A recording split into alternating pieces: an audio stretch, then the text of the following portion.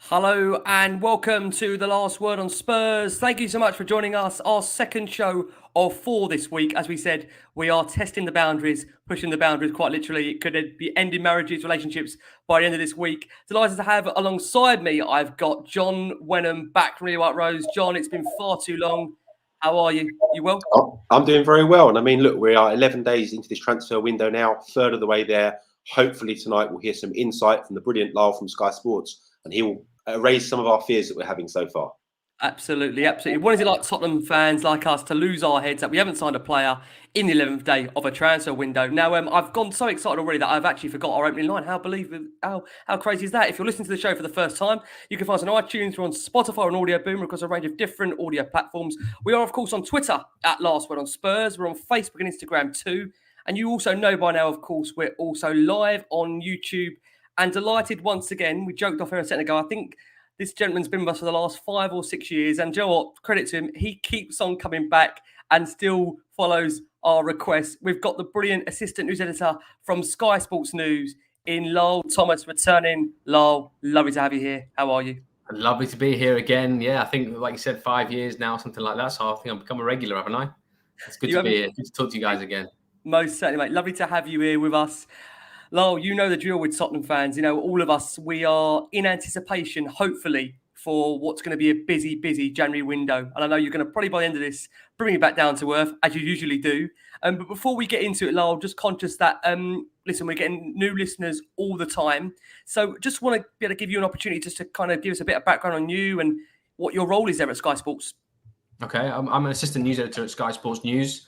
So that means working on the news desk in the newsroom. If you watch Sky Sports News, and you can see the guys floating around in the background, one of them's usually me, and it's news gathering and news editing. So it's utilizing our contacts and reporters and all our different sources and all our resources to make sure that we're the first and last place that people go to for sports news, really. So that's what I do on a day-to-day basis. Obviously, during the transfer window, my specialty becomes transfers. I'm the transfer coordinator, so it's having an overarching view of everything that we're reporting and making sure that all our reporters are chasing what they need to be chasing and talking to the right people, and to make sure that we're on top of everything and hopefully ahead of the curve and accurate and factual and entertaining and enjoyable to watch. That's what we're all about at Sky Sports News, and hopefully we do that.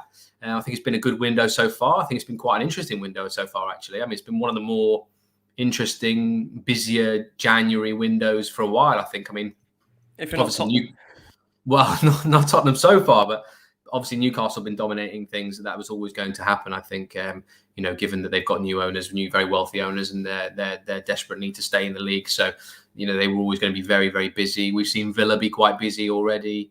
We're expecting Tottenham to do some stuff. We're expecting Arsenal to do some stuff.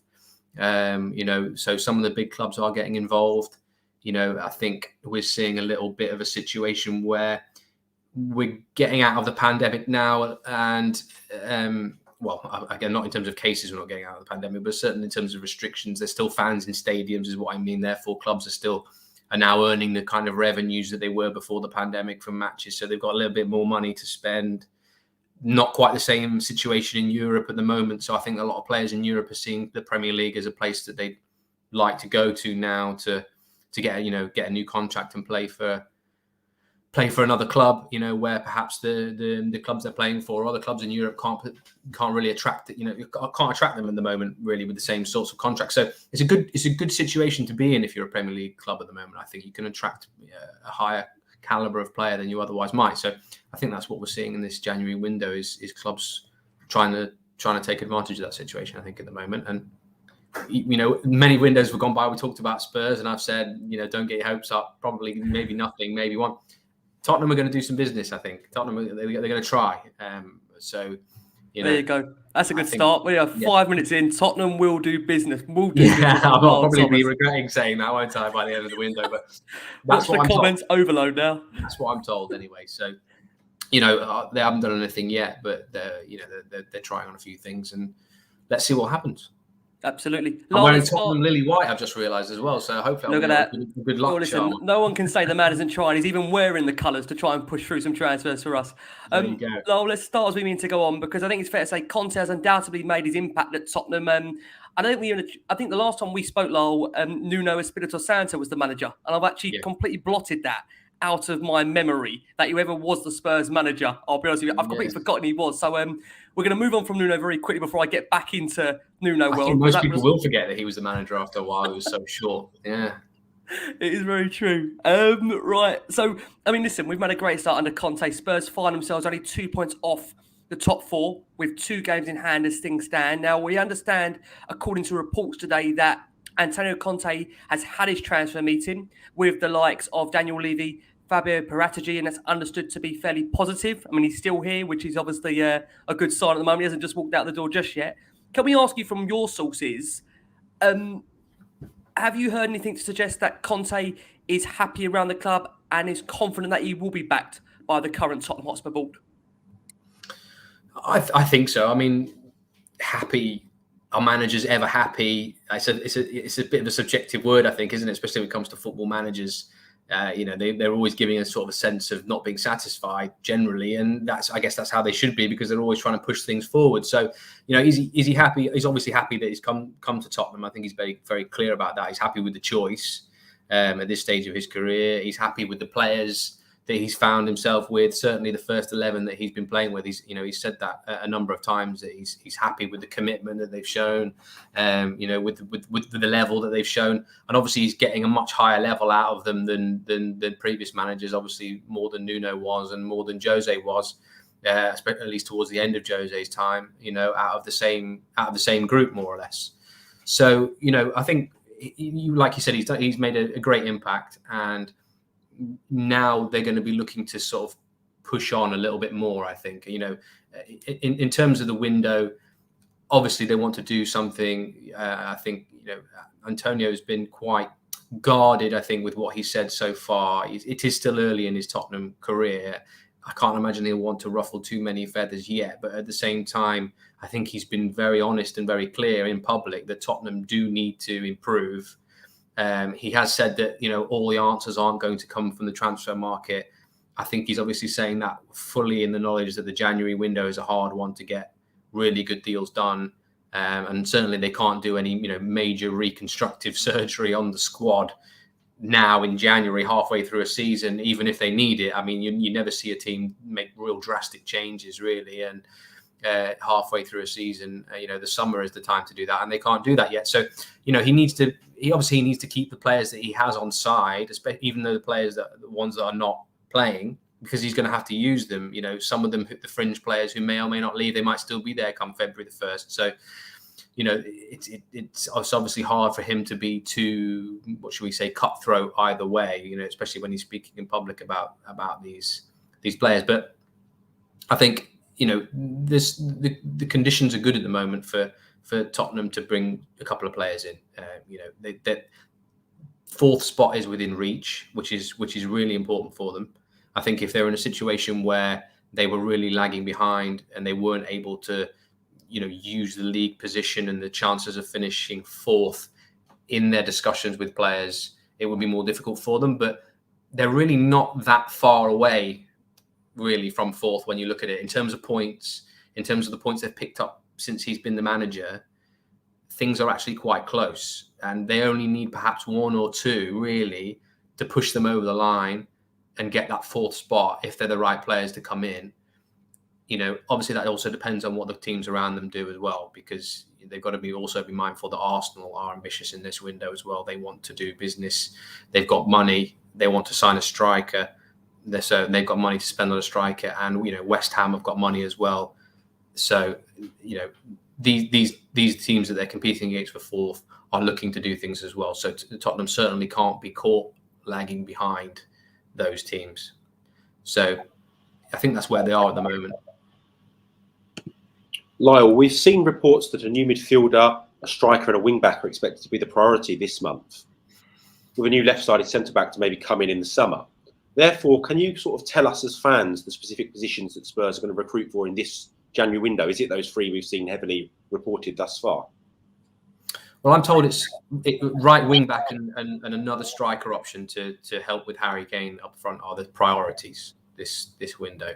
Okay. We've seen the right wing back be a position that they've gone for. They're obviously interested in Adama Traore there.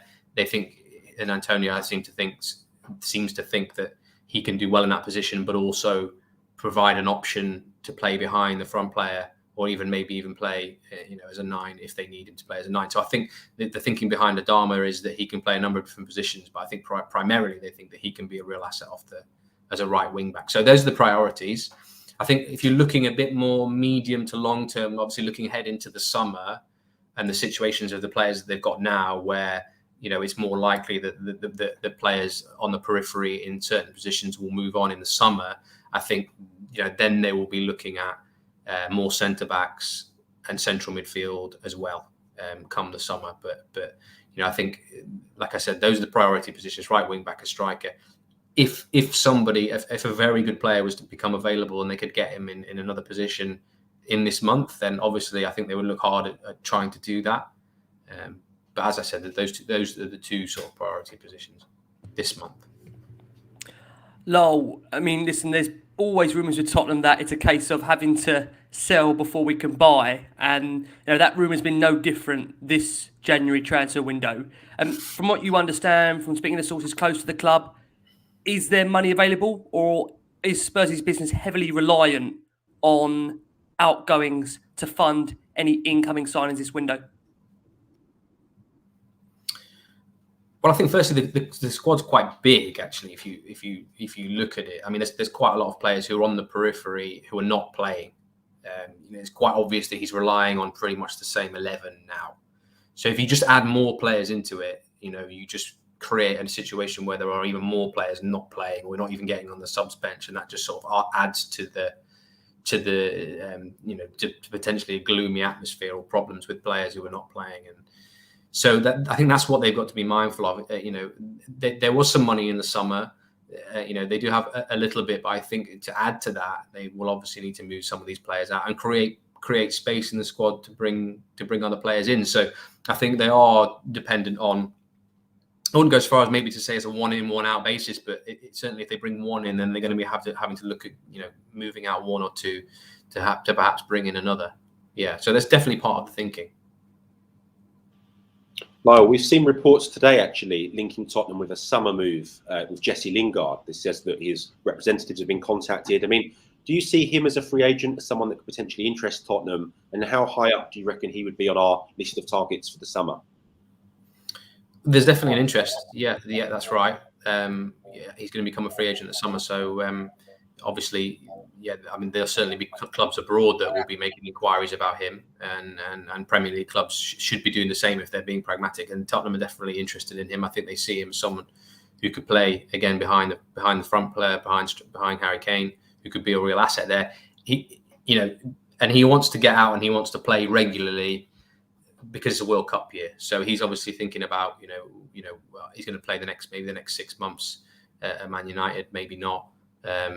And then he's going to be thinking, I want to be playing in the run up to the Qatar World Cup to give himself the best chance of being in that squad. So he'll be looking at where he can do that, obviously. Is it going to be Manchester United? I'm not so sure. Obviously they've got their problems. That's where they're well documented. He's thought about and was close to leaving before being told that he would get another chance, but obviously that was on a previous manager at Manchester United. So his future is very much up in the air, and he's definitely one on Tottenham's list. How high up he is, I'm not sure come the summer, but there's definitely an interest there, yeah, for sure. Lyall, another player you touched upon earlier when we were discussing potential positions was Wolves player Adama Traore. Do you see him as somebody realistic? Obviously, Tottenham were heavily linked under Nuno. He now only has 15 months remaining on his contract. And it seems like the interest is genuine, with Paratici also admiring the player, we're told. Is that something you see Tottenham doing and maybe pulling off in this transfer window?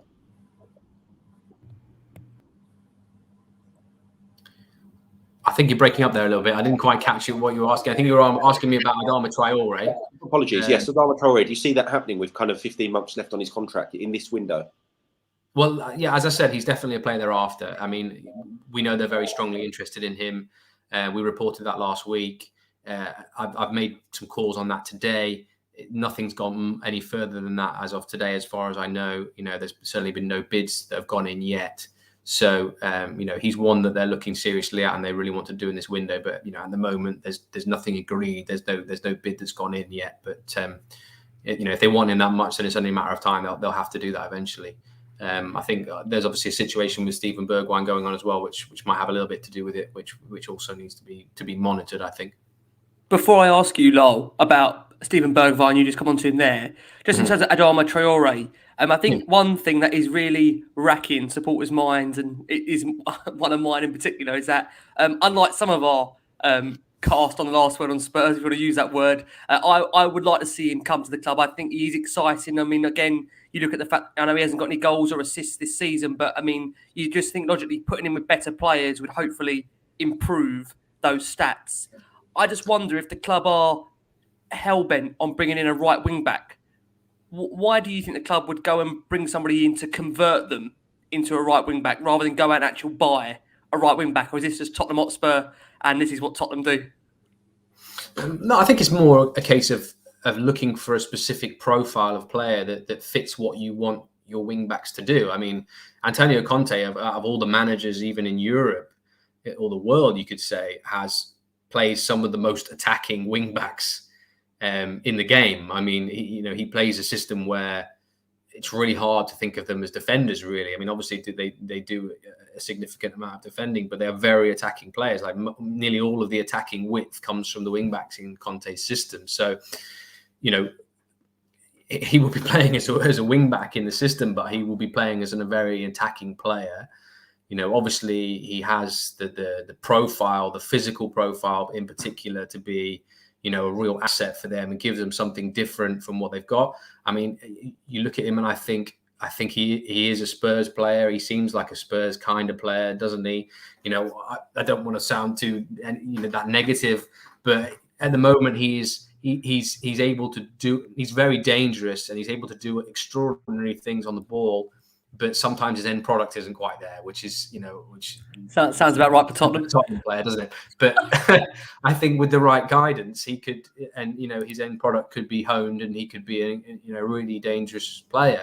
I mean, if you look at some of the players that Antonio Conte has sort of converted into different positions before, he's been successful at that. Obviously, at Chelsea, he converted Victor Moses from a right winger into a right wing back.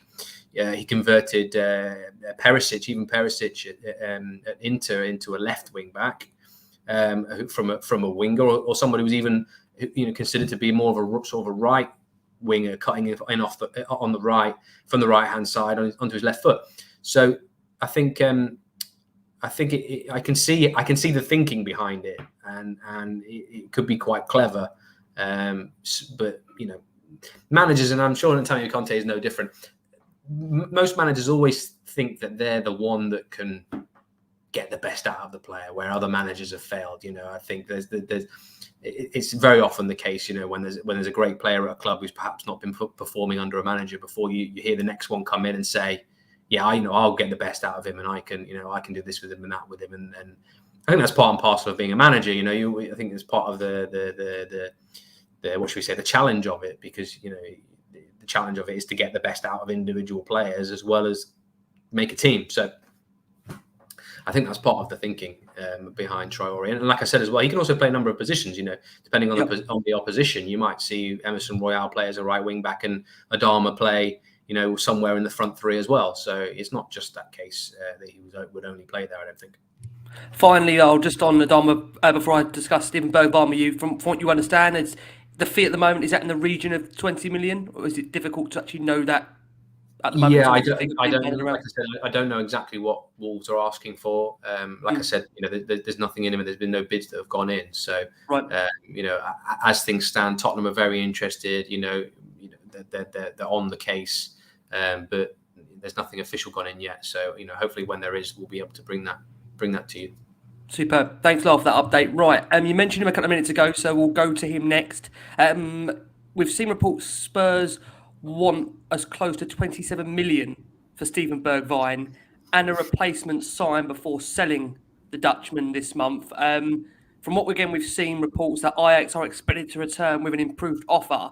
However, I have to caveat that and say we've seen Conte come out in his press conference today to say he counts on the individual.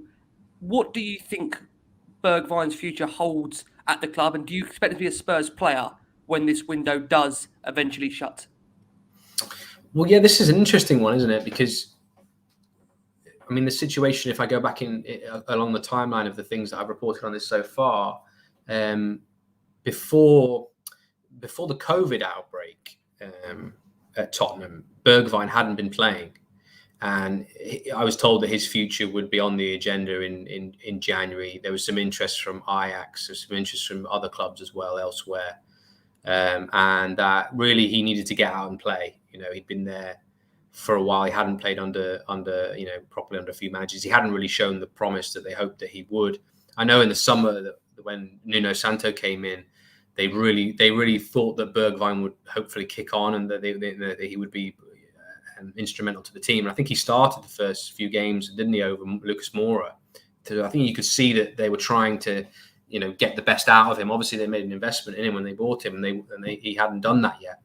But after a while, he sort of drifted out of the team again, didn't he? And he didn't play very much. And then, but actually, when the COVID outbreak at Tottenham actually did him a huge favour, because he apparently was able to work one-on-one with Antonio Conte, and apparently I was told they bonded a little bit, and they were actually get to know each other a little bit, and he could show him what he could do. And he played in the West Ham game subsequently and did really, really well, and had obviously had his confidence boosted quite significantly, and was showing what a player he could be. But then I think he got a knock, didn't he, as well, and wasn't able to play after that. So, like you said, from Antonio Conte's comments on him, it's clear that he thinks he's got a future and that he could be an asset in the team. There's no way that he would accept the squad being weakened by Bergwijn's sale without a replacement coming in. Now, obviously, this is where the Adama Traore thing could come into play a little bit if he's seen as someone who can play in that position as well. But I think the kind of figures that we're seeing quoted with Bergwijn is also a suggestion that perhaps Spurs are trying to put Ajax off this interest a little bit without potentially categorically telling the player that he can't go, because obviously he wants to play and he wants to play regularly, and he needs to, I think, at his point in his career. So it'll be an interesting one to see how this plays out, because certainly from Conte's point of view, I think he'll be looking quite closely at it as well, because of what you said and what he said publicly about the player, that obviously he rates him.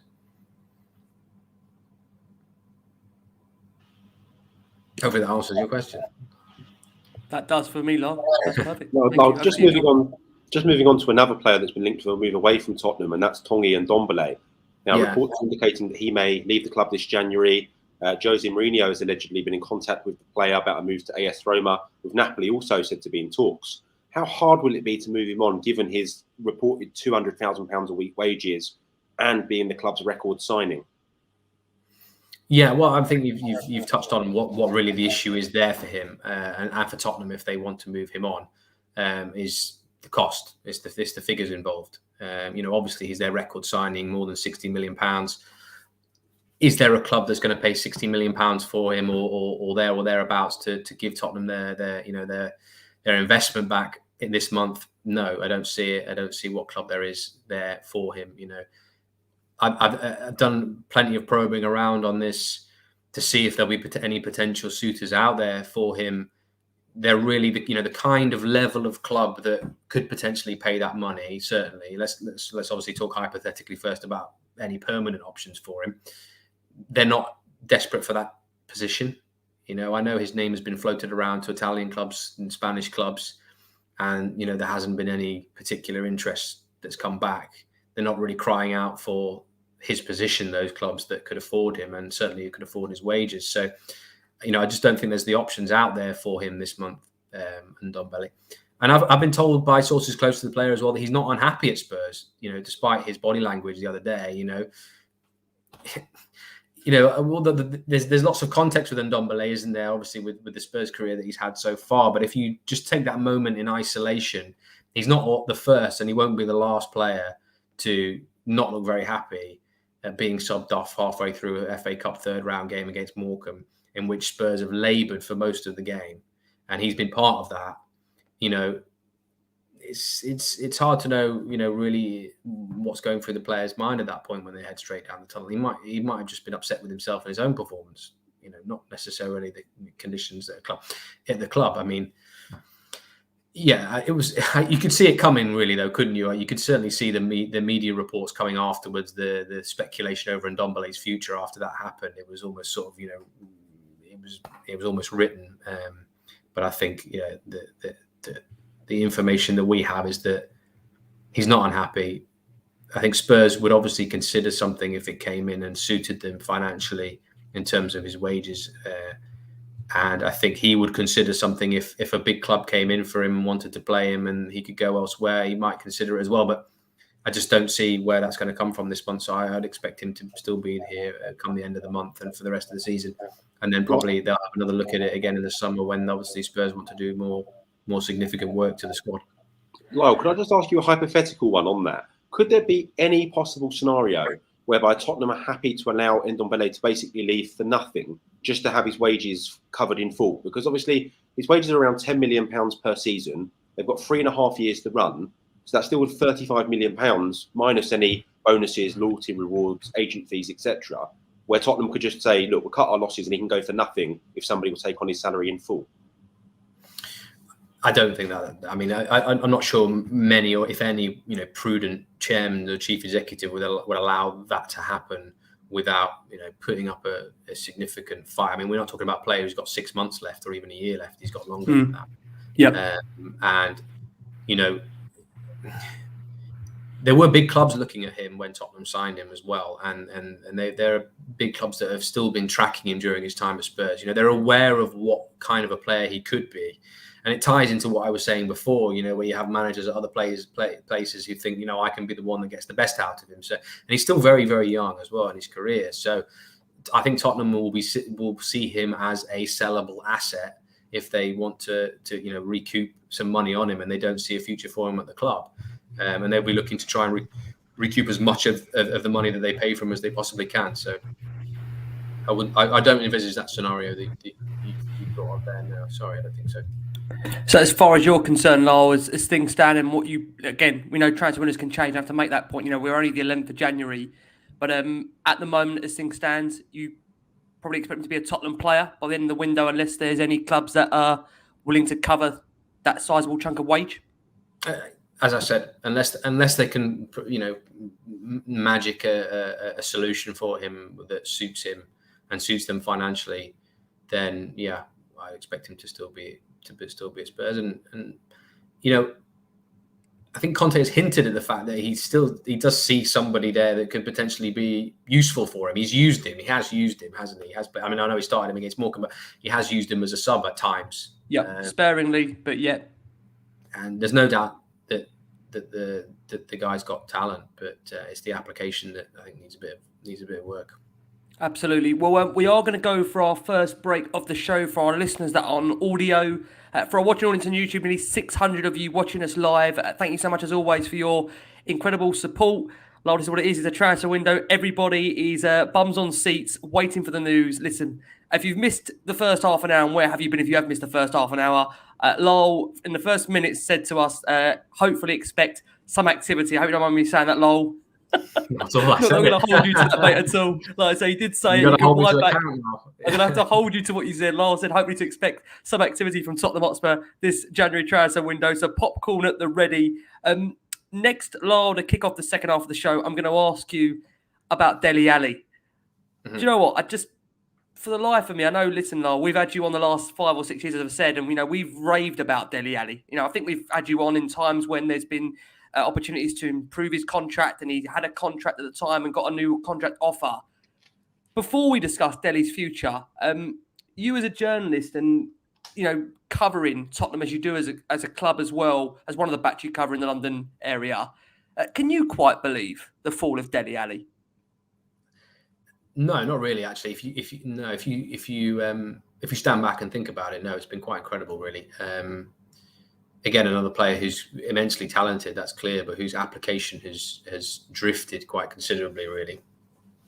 And drifted to the point, really, where you just feel like he needs a change of scenery, change environment, change change of environment is probably the best way of putting it. Really, I think I think he needs to go somewhere else and with a more of a fresh start, clean slate, and try to resurrect his career.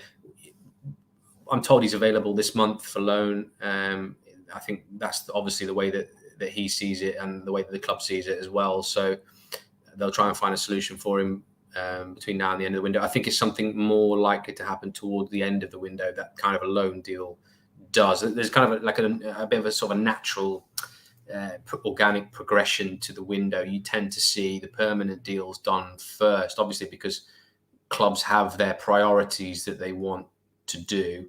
And once they've done them, once they've got those priority signings in, the priority targets on permanent deals, what that obviously tends to then free up the spaces elsewhere and for the more of the loan deals to happen, that kind of thing. So I think it's something we'll see develop a bit more towards the end of the window with Dele. But I mean, what more is there to say really? That's what he needs. He needs a change of scenery. I think he needs to go elsewhere and start again, really, prove himself again, all over again. My final one on Dele before John comes in, just to ask you, Lyall, is Dele wanting to move away? Is he open to a move away? Is there an acceptance from Dele that he needs to move? I think so, yes. Yeah, I think so. I think that's how everybody really feels about the situation. I think from what I can tell, from people I speak to, yeah. Lyall, another player linked away from move from Tottenham is Matt Doherty. Now, he's obviously only made 13 appearances since joining actually from Wolves in the league in August of 2020. He's 2.5 years left on his Tottenham deal. Do you think he could leave the club on a permanent deal rather than a potential loan in this January window? That's a good question. I don't know the answer to that really, one way or the other. I think what I know is that he's obviously one of a group of players who has not met the level that Tottenham would expect, and therefore they're quite open to him moving on as well. I think for the right deal. There was some information that he has been offered to Wolves as part of a deal for Adama Traore. And when I say offered, it's been communicated to Wolves that he would potentially be available should they want to include that. That's what I mean, rather than actually being formally offered. So, but whether Wolves would actually take him back or not, I don't know. I mean, they've got Semedo playing a right back now, who's arguably doing as well, if not better, than Doherty was at the time. So, I think it's unlikely that they would want him back. So, again, I think it's probably more likely, given the situation, that he would find a loan deal initially, and then look for it. There would be something more permanent in the summer, probably. I mean, he's been used a little bit at the moment, hasn't he, by Conte, but more out of necessity because of injury rather than need. But he's done okay. I mean, I thought his performances have been some of the best that he's produced actually recently for Tottenham, especially even playing on the left wing back role. I think he's been okay, but he's not good enough for Tottenham to push on. I don't think he's quite ready for. I don't think he's quite at that level. I think he's found it hard making the step up to a club that size and the demands of it. And obviously they're looking for another right wing back. So and Emerson's just joined. So once another one comes in and with Emerson there, then it's obviously even more unlikely that Doherty would play. So yeah, he's one I think certainly if they bring someone in would move on.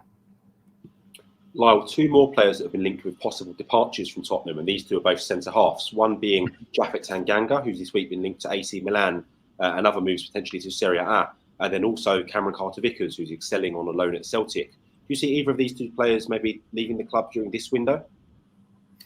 Tanganga, I don't think so. I mean, first of all, AC Milan have got other targets that they're working on at the moment. I mean, they've been trying for Sven Botman at Lille. Lille don't want to sell him. Obviously, Newcastle have also been bidding for him. All their bids have fallen short so far as well. I think AC Milan have realised that it's not really a goer, so they moved on. They moved on to Abdou Diallo, the PSG centre half. They're hopeful they can get him, and they've got other targets in mind as well. I mean, our colleagues in Sky in Italy have been mentioning other players in the Premier League like Nathan Ake and Eric Bailly and people in that kind of level.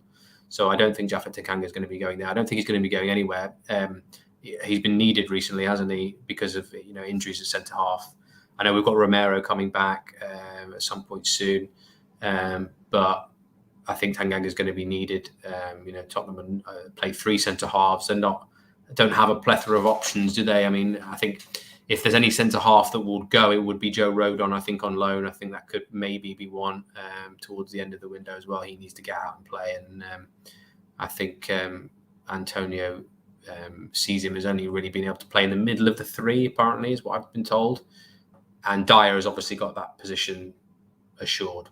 So I think he needs to get out and play. So I expect Tanganga to stay. But you talked about Carter Vickers, Celtic. Yeah, Celtic are talking to Tottenham about a permanent move for him.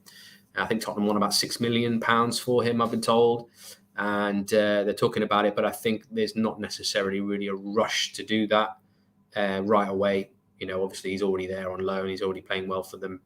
I think he's quite happy there. It's worked out well for him. I think he's playing quite well up there. So I think Celtic will probably want to address the other areas of the squad that they want to sort out. I think they've got more prioritized things to do. Like I think they've got some fringe players that they want to move out. And so I think there'll be something towards the end of the window that will probably get done. Carter Vickers up there. Lyall, you just briefly mentioned Joe Rodon, saying that's a potential option of a loan this January transfer window.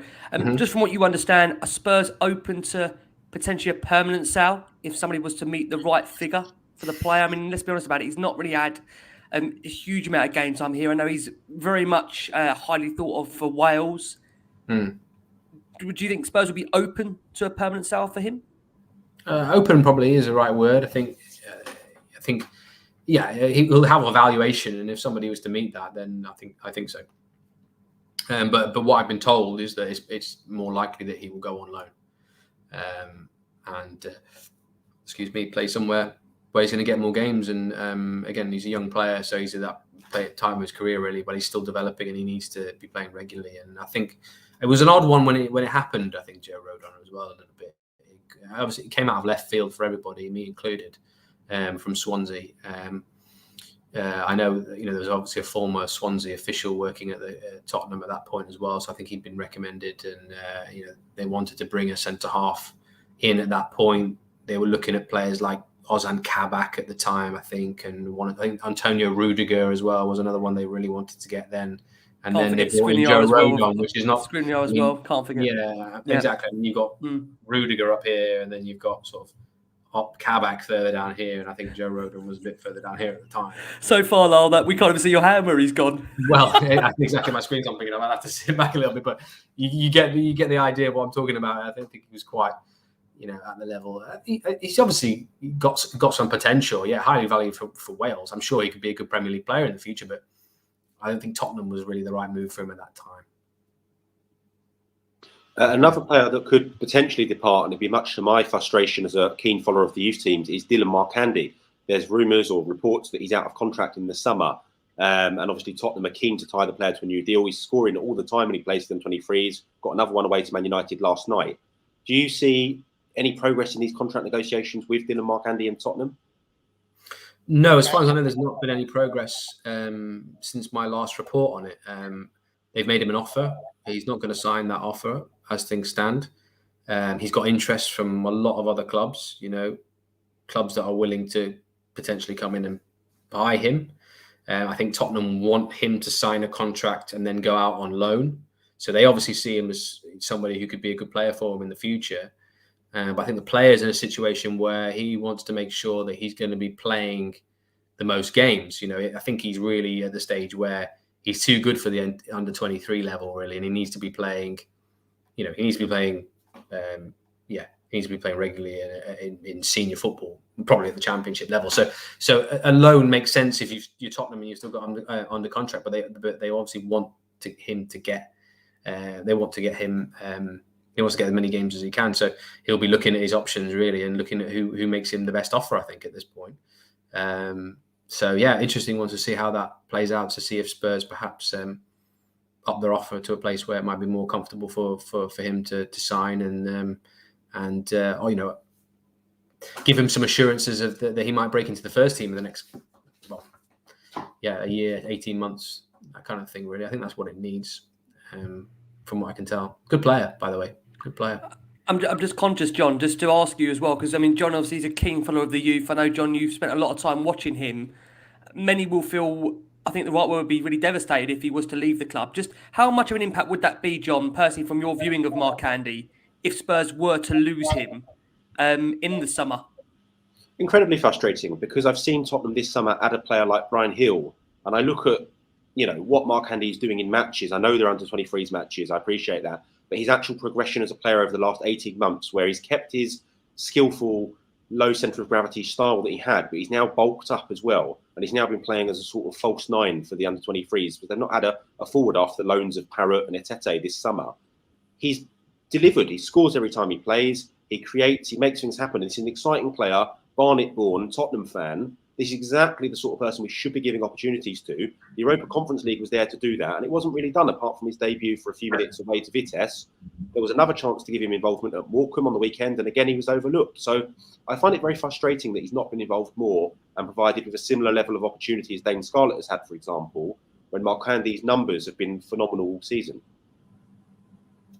Yeah, I think, again, like I say, it's one we'll definitely keep an eye on because, John, as you'll know from doing your podcast like you do, and again, if you don't check them out, of course, Lilywhite_Rose, obviously on Twitter for John, you can listen to obviously regular, frequent their episodes in terms of the youth element. I think there'll be a lot of disappointment, John, if he doesn't go on to sign a new contract with Tottenham. On the subjects of contracts, Lyall brings me very nice into another segue, and that's of Spurs captain Hugo Lloris. We've seen, obviously, of course, friend of our show, and I know you know him probably personally as well, Fabrizio Romano, reporting around a week or so ago that Spurs were confident that Lloris would extend his contract with one more season approved by Antonio Conte. Can you tell us from your perspective, from what you've heard from sources, whether those talks are progressing, and if so, when he is likely to put pen to paper? Well, they are talking, yeah, that's true. I mean, Conte has sounded very positive, hasn't he, about that situation, which suggests that things are moving in the right direction. I think, again, I think it depends how much, from Hugo's point of view, from what I can tell from people, from talking to people on this, is how assured he would be that Tottenham are going to keep moving forward under Antonio Conte. I mean, obviously, what's happened at Tottenham over the last 18 months is quite considerable. There's been a quite considerable shift from being, almost an assured regular Champions League team under Pochettino, pushing for trophies, pushing for, making the Champions League final. It's been quite the considerable slide to a team that are, really have been struggling to break into the top four again, and needed to obviously bring in two now of the biggest managers in the game to try and get there. We're on the second one. So I think it's very much seeing how probably the next 6 months, well, less than 6 months, isn't it, to the end of the season, how the rest of the season plays out in terms of Tottenham pushing for that top four. I think if you're seeing Tottenham finishing the Champions League, I think Hugo might be more inclined to stay for another year. I think Tottenham obviously be trying to tie it up more, a bit sooner than that. He's the club captain and he's been at the club for a long time, and he's very, very strong influence at the club and a strong influence in the dressing room, positive influence. And really, from a fan's point of view, he's a club legend, isn't he, really? Or should go down as a club legend, really, regardless of what happens. So, but I'm not aware that there's anything imminent, no, in terms of an agreement or signing anything. Lyall, what are your thoughts or your knowledge, in fact, on Tottenham's stance on Pierluigi Golini? Obviously, he joined on loan in the summer from Atalanta. He obviously had a relationship working with Cristian Romero there. Are Tottenham planning to activate their permanent clause, from your understanding, to sign the keeper permanently? I'm not aware that they're planning to do that, no. I mean, he's on loan. He hasn't played at all, really, has he? I was quite surprised we didn't see him in the Morecambe game, actually. That surprised me.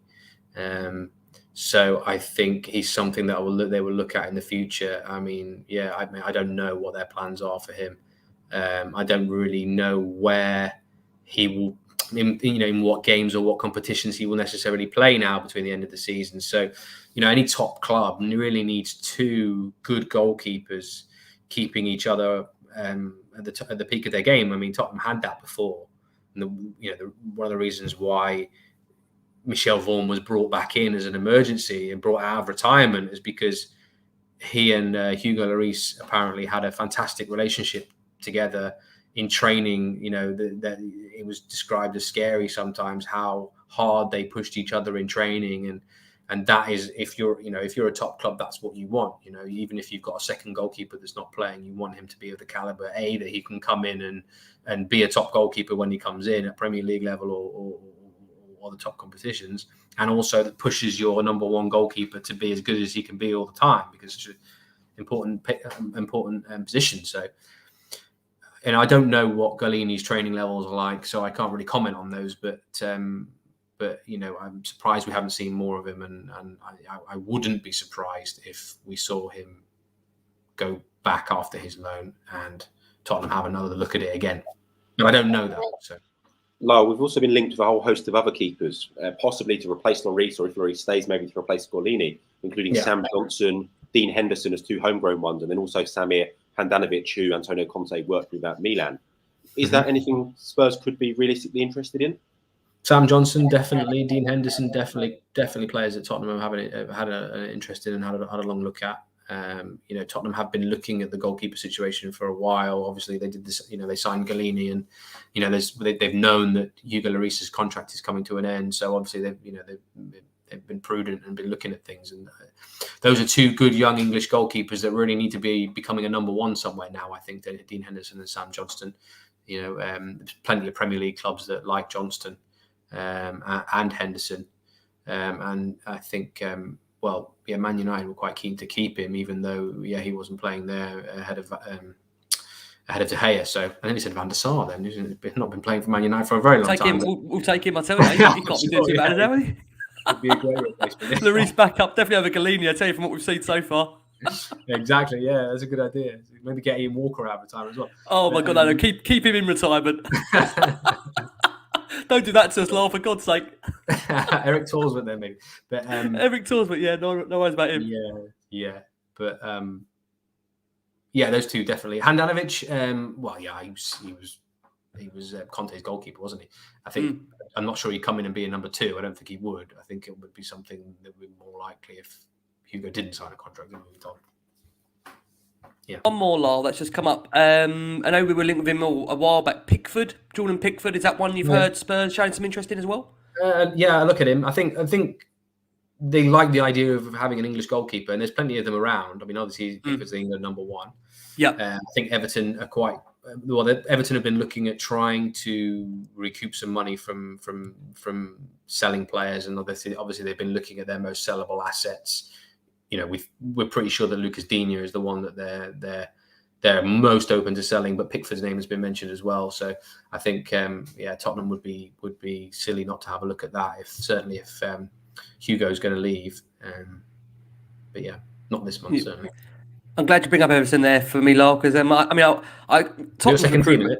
Well, second team. I look at Tottenham's recruitment, and when I see Everton's recruitment, it makes me feel better. So, there's not many clubs that do worse recruitment than Tottenham, but Everton are chomping at the bit. I tell you, they're taking the title from us in such dramatic fashion. So, credit to Everton, and like I say, they can win that league by all means. That's a good point. Lyall, moving on to a central midfielder. Listen, again, we understand Spurs would. Listen, if the option would be the right kind of play, I know you've reported on him as well from Sky. Maybe not one for now, maybe one for the summer. Frank Kessie, what's your understanding of that situation? Is that a player Spurs could maybe move for in the summer? Is there any chance of it being this January window? I don't think this January window. No, I think he's going to stay there. I think he's obviously he's one of the main names. In Europe, really, there's a whole clutch of players who are out of contract in the summer. Quite big names, a number of different clubs. I was going to mention this in the beginning, actually, of the situation now, is that's the other aspect of this window that's not really getting a lot of coverage at the moment, is that you've got a lot of very talented players who are going to be out of contract in the summer that clubs are actually scrambling around for to try and get them on pre-contract agreements. So while there might not actually be that, certain clubs, that many deals, if any, done, clubs are active behind the scenes trying to get pre-contract agreements with some of these players, and Frank Kessie is one of them. He's been probably the best player in that position certainly in Italy, are one of the best in Europe. I know Conte really likes him and rates him highly. Paratici as well. So definitely an interest there. Definitely something they'd like to do for the summer. Whether he agrees a pre-contract with anyone this month, I'm not sure. Again, I don't think he's necessarily a rush. He will go to the club that gives him the best offer.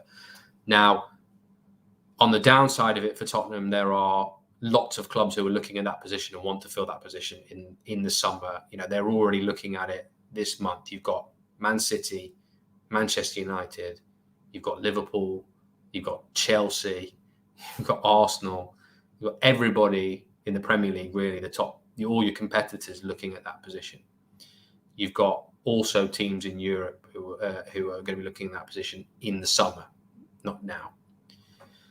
But on the bright side, there's quite a few other players who can play in that position as well that those clubs are looking at. There are other players of almost of his caliber, arguably of his caliber, I should say, that can play in that position, who are also out of contract. So you've got Boubacar Kamara, who plays for Marseille, who's an excellent central midfielder in that position. He is out of contract in the summer. He's one that the top clubs are looking at as well. I don't think he's out of contract in the summer, but you've got Aurélien Tchouameni at Monaco, highly rated youngster in that position.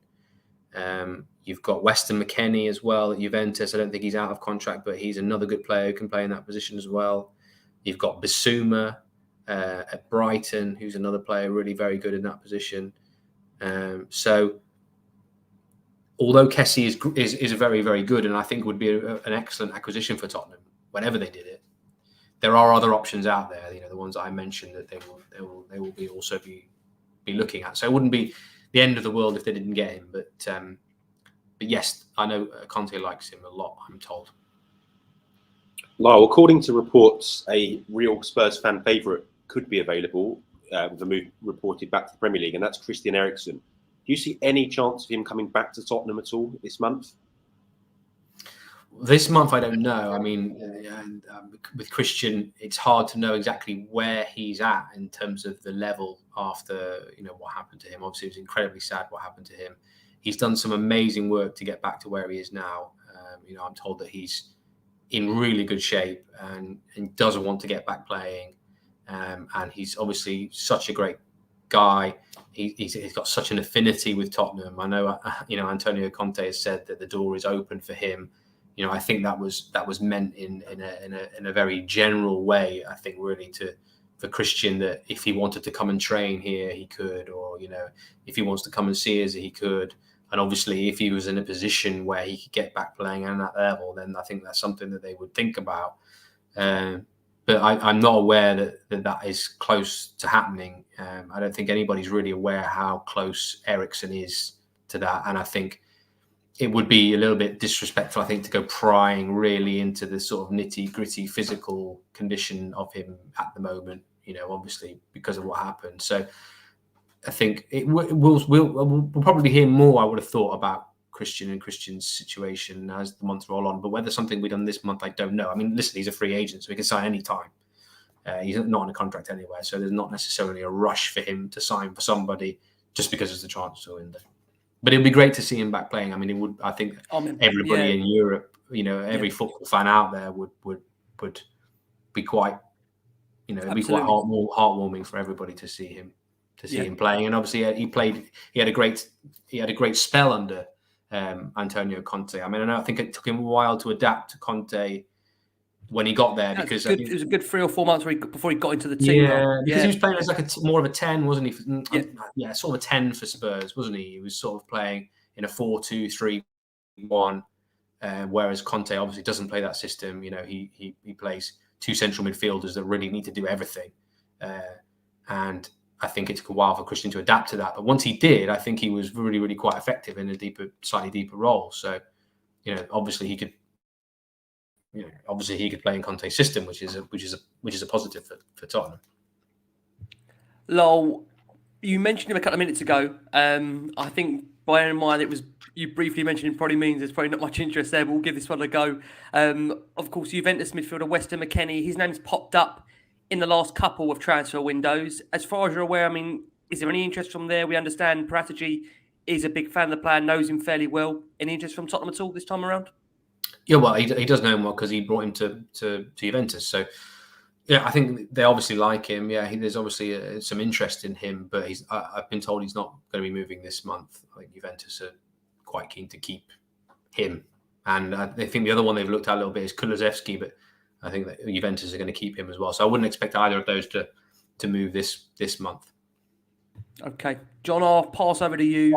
And you can ask about. I might mix up a bit, Lyall. You asked. We were going to ask you about Kulusevski, but you've answered that one for us. So, not down in flames. Sorry about that. No, another one that I've just seen come up a lot in the comments. So I'm going to ask you is Lyon midfielder Bruno Guimaraes. I understand he's a Brazilian central midfield player.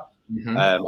I may have mispronounced his name. Apologies if so. But just from a personal point of view, I cannot see Tottenham handing over any large checks to Orlas at Lyon after the Tanguy and Dembele debacle, in effect. I mean, what's your views on Guimaraes as a player and whether that could happen or not? Good player, excellent player. Yeah, okay. I think he's obviously one that I think a lot of top clubs are looking at. You know, logically, I think, and there's no doubt Spurs would have had a look at him, and I think Arsenal would have had a look at him as well. And you know, he's very good. Yes, obviously things with Lyon, a little bit more tricky, I think, in terms of getting a deal. I think Jean-Michel Aulas is very good at getting the valuations that he sees for his players. You know, he's not. He doesn't suffer any fools. He's a good businessman and runs that club very well. And so, yes, that would be an interesting one if they really wanted to try and go and get another player from Lyon. Well, this month, if we're talking about this month, then I don't see that being something that Tottenham will look to do. Lyall, the striker is definitely rising in popularity almost week after week, window by window. We've seen heavy links from Arsenal today. We're going to go there. Dusan Vlahovic, from your understanding, how interested are Tottenham, and will they be able to beat off Arsenal in this race for him? I know we know there's obviously other clubs interested as well. I think Juve are also keen. Just how long has Spurs been interested, and how far does that interest stretch, and when it can get done? Yes, they are interested. Another one they looked at. Yeah, absolutely. There's definitely an interest there, and there's a lot of interest from Arsenal as well. It has to be said. I mean, we can talk about the striker situation at Tottenham. We've talked about it before, haven't we? The situation with Harry Kane, and obviously the reluctance of other strikers to go to Tottenham because Harry Kane is there.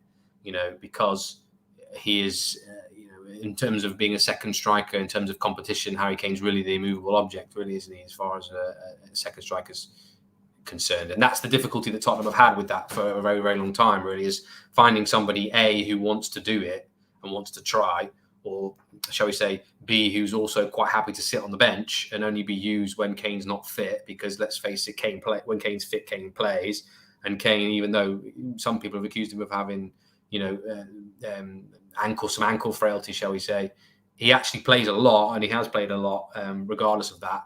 So that's obviously still an issue for Tottenham. You know, I mean, I was talking to somebody last night, not somebody at Tottenham, but we were talking about Tottenham, and we were talking about whether they should or not have signed Harry Kane and this guy who very experienced in the game, very experienced in recruitment, very good at what he does. Said, if I was in that situation, then I would have sold Kane in the summer and brought two strikers in, because you could have brought. There are plenty of top strikers out there at the moment. You could assure both of them equally that they would be able to compete against each other for a place, rather than having a Harry Kane there who he's always going to play. And I can sort of see where he was coming from. And I don't know how Tottenham fans feel about this, because Harry Kane is Tottenham, isn't he, really, in personified. So I don't think you'd ever hear a Tottenham fan say that they would want to sell Harry Kane. But I think if you were impartial or neutral, actually, that I can see the thinking behind why that might have been sensible at the time, to get you 120, 130 million and go and buy two strikers for that, because you could go and buy two 60 million pound strikers for that and then both be very good. I mean, like I said, there's some good ones out there. You've got Vlahovic, you've got, who else is there? Darwin Nunez is very good at Benfica. You've got Patrick Schick, who's very good at Bayer Leverkusen. There's some good strikers emerging. But obviously, so that's still an issue for Spurs. And Vlahovic apparently wants to play in the Champions League. He wants to play for a Champions League club next. And really, his name is the hot property that's emerging in Europe, apart from Haaland. So in that position, I mean, as a striker. Yep. So from his point of view, he's probably, I'm told he's thinking, well, I might as well wait to the summer. He's got a huge affinity with Fiorentina. He's having a great season there. From his point of view, it makes sense for him to sit the summer and probably have the pick and choose of a whole host of Champions League clubs come the summertime. I mean, there's plenty of clubs out there who are looking for strikers, and come the end of the season, you'll know which teams are playing in the Champions League. So, for example, if Tottenham do finish in the Champions League come the summer, then they'll have a good chance. Or if Arsenal finish in the Champions League come the summer, then they'd have a better chance than they have now of Vlahovic. There's other clubs that are looking at strikers, obviously, as well. Manchester United might do it again in the summer. Manchester City. So I think they definitely like him. Definitely watched him a lot. But this month, I think it'll be very difficult to get him. In particular, him. Talking of strikers there, and we talked hypothetically about maybe selling Harry Kane, but the reports are that he may now sign a new contract after that failed bid to Manchester City. Do you think Harry Kane will sign a new contract? And have you heard anything in the newsline or grapevine about that potentially happening? No, I haven't actually. I haven't heard anything about that. I haven't heard anything about that happening. Certainly very soon. I think again, it ties into what we were saying before. I think there's still a certain amount that needs to play out. Really, if you're Harry Kane and you're thinking about the possibility of doing that, it doesn't make sense for him to do that now and then Tottenham not finishing the Champions League and he's not playing. We're only 6 months down the line from when Harry Kane wanted to leave and go to play for Man City. So I don't think things have changed that drastically yet. The other way that he would go ahead and sign a new contract. I don't think. I think things have improved quite clearly. Things have improved considerably. I mean, they've got a top manager now, so that helps. Because you can go a long way to convincing a player that you can challenge for top honours if you've got a top manager. That was not the case, I don't think, when Nuno Santo was there. But now they've got Conte. Obviously, that helps a lot. But I think what happens between now and the end of the season, and obviously which players they can bring in this window will affect that a little bit. Then well, who knows? Maybe further down the line. I mean, what a turnaround that would be in a year. Should that happen, but I haven't heard that. I haven't heard that's an option. Okay, Lyall. The interrogation is nearly over. Now, right. It does continue, but we are close to the end. We have compiled, Lyall, as you're aware, a list of This is the roundup. Miscellaneous compilation at the end of the. These are the names. You should get some quick fire cards or whatever. These will be the ones you just chuck away as you kind of just finish up. So these are names that we've seen on the rumour mill over the last 3-4 months. And rather than sit here and try and discuss every single name with you, because you would be here till midnight, and for that sake, we are going to throw these names at you, and you can just say, once we've read them out, if there's any interest. So I'll tell you what, John, you've got the script as well. I'll take the defenders. You can take the midfielders, and you can also take the strikers, John. So you've got the midfielders and strikers. You've done a whole Antonio Conte system, have you? You laid it out in the. My worry though, Lyall, is 2 players per position, and they're like Football Manager. Well, listen, we're overstocked on the formation here. I've got to be honest with you. We've got about 25 players here, so we're just going to rattle through them. So I'm going to throw some defenders at you, and you can just say if there's here you go, as a yay or a nay. So we've got Tariq Lamptey, Filip Kostic, Manuel Lazzari, Clement Lenglet, Nikola Milenkovic, Dalit, De Vrij, Romagnoli, Skriniar. Okay. Try and remember those. I mean, some of those you've only said the surnames, and I'm not so sure who Manuel Lazzari is. So I can't comment on him. I can go through them short. So we had Tariq Lamptey. Tariq Lamptey, Tottenham have had an interest in him sort of long term for quite a while, as a lot of clubs have done. Not at the moment, though, I'm told. I mean, I've asked a couple of questions like that about him in the last few days, and I was told that interest is in the past, and it's not something that's that anybody's really aware of at the moment. So, as I'll say about him, Clement Lenglet. I'll make Top it easy, defender. Phil. I'll say the names. You can just say yay or nay if you prefer, or if you want to go on a bit. If you want to obviously talk about them, you're more than welcome to. I'm going to go on a bit. I think I've gone on a bit nice, too much if already. you want to go on a bit, it's very nice, isn't it? Philip Kostic. Go on, I'm going to go on a bit about it. If you want to go on a bit about Philip Kostic, feel free to do so. That's why I'm here, isn't it? I'm stalling. I'm stalling. Such is the professionalism of this show. If you want to go on a bit, that's the new line now. If you want to Okay, go on listen, a I'll bit, pick out. I think I'll pick out one you said. Nikola Milenkovic, you said, and Yeah. that is one that Tottenham did try for in the summer. Right. That they were looking at before the Emerson Royale thing emerged. So I think that changed things a little bit. They were looking at Tomiyasu, Milenkovic. So if we get to the summer and Tottenham are looking at centre halves and they really need to bring more in, then maybe his name would come back around again. He's one that Paratici likes, that's for sure. Cool. Skriniar again, top defender. De Vrij was great under Conte. I'm sure these are all players that are going to be on their list of ones to look at. Not this month though. We'll have to get that bit in there. It wasn't it? Yeah, you can move on to midfielders now. Okay, fantastic. Moving on to midfielders. Over to you, John. The three I want you to say no to instantly, so I'll start with those. Okay.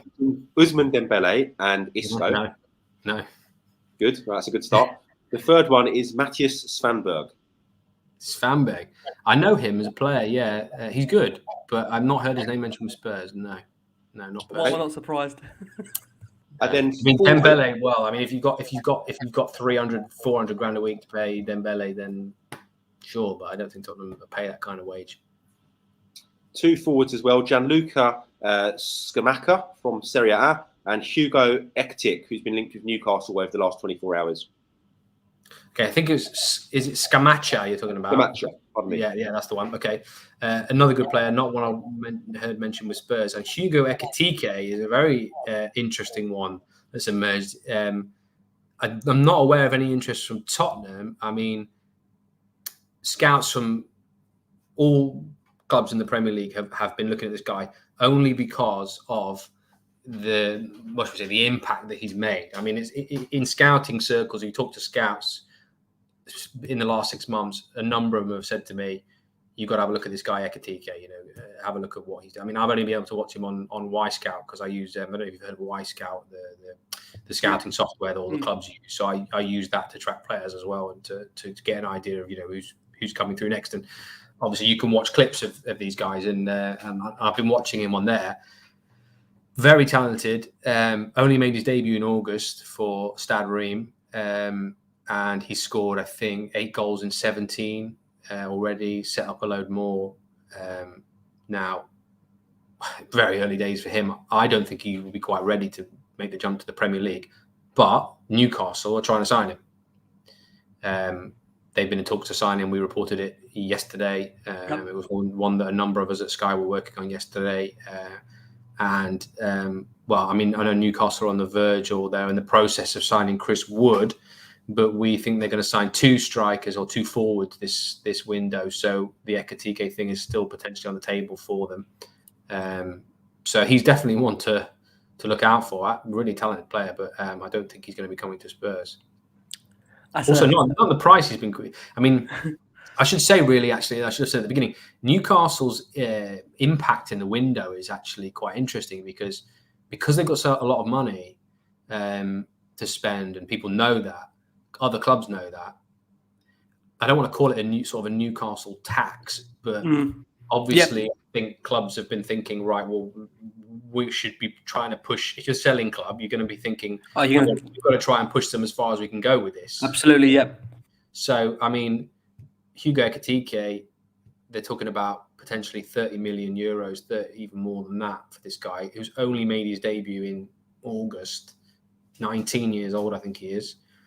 You talk to scouts and recruitment guys at the clubs about this, and most of them are pretty astonished that that's the kind of figure that we're talking about for this guy. So I think the demands for him are quite overblown, and certainly where Tottenham are concerned, they don't tend to get involved when serious fees are seriously inflated like that. They obviously want to make good investments. So he's probably really in a normal market, probably a 15, 16 million pound player at this point in his career, I think.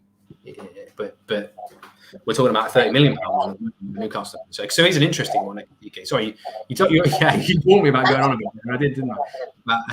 Just on Ekitike, it's a sort of signing whereby that if Leicester made him, he would be unbelievable. He'd hit the ground running. We'd be talking about a guy that's going to play for France and Ballon d'Or winner. But if Tottenham signed him, there's a feeling that he would just be a disaster and we'd never get the best out of him. And it's very frustrating because I feel like the club are scared of spending money in effect because of the long list of disappointments we've had with recent I titles. know what you mean. But the teams that players break through at and make their names at, it does provide a context that's quite important, actually, I think, because, if a player like that breaks out at Leicester,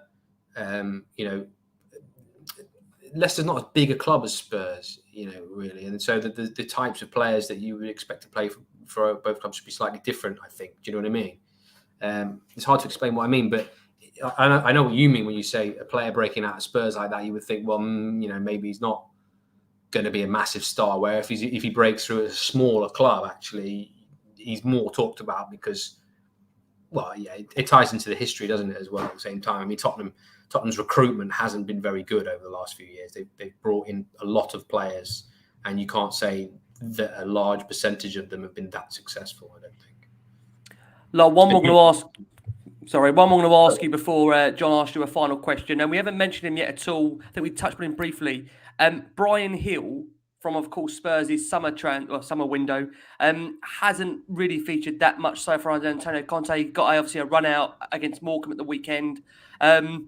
We've got, let's say, one of our panel, of course, one of our own, Richard Cracknell, says he needs in need of some Wagyu steaks down him to kind of get him bulked up and ready. I've joked and said, Adama Traore's nutritionist could be handy, or his coaching staff would be brilliant to bring him down for the gym membership to get Brian Hill ready. I mean, for you personally, is Brian Hill maybe an option for some clubs during this January window to go and get some real important game time ahead of the pre-season next season? I haven't heard that, no. And interestingly, actually, because you make a good point that he, again, is a young player that needs to be playing to develop and start to realise his potential, really. And, will he do that at Spurs? It remains to be seen. I think he was obviously brought in under a different manager, playing a slightly different system. So I think he was seen more as he was playing as an out-and-out winger for Sevilla anyway. Whereas obviously Conte doesn't play out-and-out wingers. He plays wing backs and he plays sort of, more inside forward. So obviously that's where he needs to be converted. And he is very slight and in his build. And, that has been an issue for players in the Premier League before. Not every Premier League player, but it certainly takes a while, I think, for a player who's physically more slight than the average to get up to speed physically in the league. And it can take a while. I mean, it took Heung-min Son a bit of time to get up to speed with things physically, I think. That's my opinion. And he's not slight, And Lucas Moura is a bit more slight than Heung-min Son, but not as slight as Brian Hill. Yeah, and it took him a while to get up to speed physically in the league, I think. And especially for foreign players, I think it can be difficult. So, I mean, he needs to play a lot, I think, to get up to speed at this level, and maybe somewhere else. Well, I'm thinking about it. If we were in charge of the recruitment, there it might make sense, but I haven't heard that. So okay, no, thank you for answering that. I'll pass over to John quickly. He wants to ask you just one final question before we close the show. Yeah, final one from us, Lyall. So thanks for everything tonight. Much appreciate your insight, and I can see the comments. People are loving it. So thank you so much. Really good. Excellent. Last one. How many players do you realistically see Tottenham signing in these remaining 20 days of the January transfer window? No pressure. Yeah. I should have expected this. This is the one where we come back and remind you when you're back on in the summer. In the exact figure. Well, at least one, possibly two, I would have thought. I mean, it's January, so I wouldn't expect, a lot. But, like I said, Tottenham want to do business and they're trying. So one and maybe two.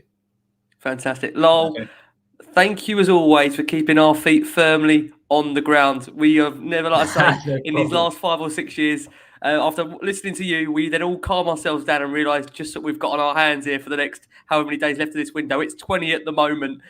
Before I give everyone a chance to know, obviously, where we can find you, John, Lovely to have you back on the show. I know it's been a while. We're going to be following closely, John, obviously your Twitter feed, because as Laurel reported earlier about Dele Alli, as far as he understands, there is no news on that new contract. Where can we find you, John, and where can we hear the latest about what's going to happen with Dele Alli?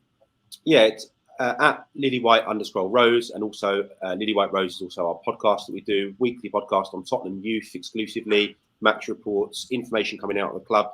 And it's been really good for the youth in the last couple of weeks. So let's build on that. Hopefully a few more players will get the opportunity to go out on loan in the coming weeks. And lots to look forward to. So fingers crossed, and hopefully Mark Hanley does sign that new deal and is afforded opportunities at Tottenham, his boyhood club. Fingers crossed. Absolutely. Like I say, make sure you check that weekly podcast out. Fantastic. Lyall, the comments and love are pouring in for you here.